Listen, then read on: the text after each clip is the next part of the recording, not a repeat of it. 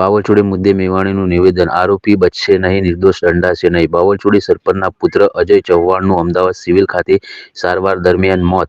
થોડાક દિવસો પહેલા બાવળચોડી છાપી રોડ ઉપર અવારું જગ્યાથી લોહી લુહાણ હાલતમાં મળી આવ્યા હતા સરપંચના પુત્ર. પોલીસે માનવતા નેવે મૂકી ફરિયાદ ન લેતા પરિવાર ન્યાય માટે વળખા. પરિવારના સભ્યો દ્વારા સિવિલ હોસ્પિટલ અમદાવાદ ખાતેથી લાશ લેવાનો ઇનકાર. જ્યાં સુધી આરોપીને હાજર ન કરાય ત્યાં સુધી લાશ ન લેવા પરિવારના સભ્યોની માંગ. ફરિયાદ ન લેવા અને અધિકારીઓ દ્વારા ટેલિફોનિક પ્રેશર કરતા અધિકારીઓ સામે પણ કાર્યવાહી કરવા પરિવારની માંગ. એસઆઈટીનું ગઠન કરી કસૂરવારોને નક્કી ન થાય ત્યાં સુધી લાશ ન સ્વીકારવા પરિવાર મક્કમ. અહેવાલ જસવંત ઠાકોર, વડગામ. છાપીના બાવળચોડી ગામના વિનોદભાઈ ચૌહાણ એમના દીકરાનું અકસ્માતે અથવા હત્યામાં મૃત્યુ થયું છે. હાલ એમની ડેડ બોડી પીએમ માટે અમદાવાદ સિવિલ હોસ્પિટલ ખાતે છે. અને હું વડગામ વિધાનસભાના તમામ લોકોને જણાવવા માંગુ છું કે બહુ દુઃખદ ઘટના તો બની છે, પણ એનું જે પણ સત્ય છે એ સચોટ રીતે બહાર આવે.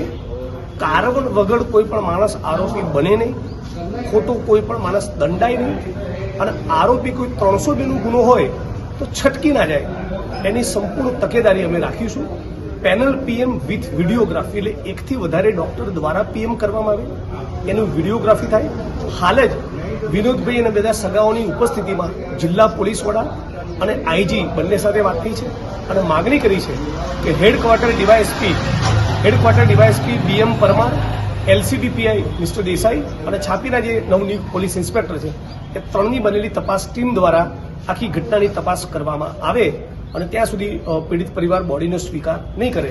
પણ મને અપેક્ષા છે કે ટૂંક સમયમાં એનો જિલ્લા પોલીસ વડા દ્વારા આ તપાસ ટીમનો ઓર્ડર થઈ જશે અને આગળ જતાં જે પણ વાત બહાર આવે એ પ્રમાણે નિષ્પક્ષ તપાસ કરવામાં આવશે.